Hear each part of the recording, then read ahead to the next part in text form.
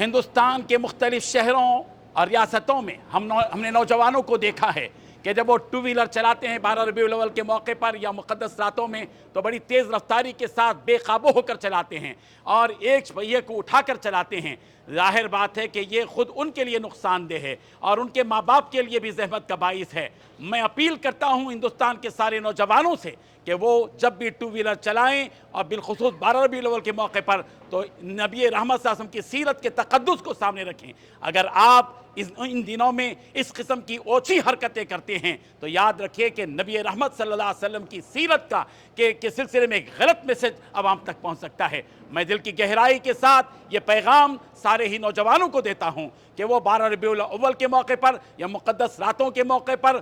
تیز رفتار two wheeler گاڑیاں چلانے سے باز آ جائیں اور نبی کی سیرت سے سبق حاصل کریں اور اپنے اندر سنجیدگی پیدا کریں۔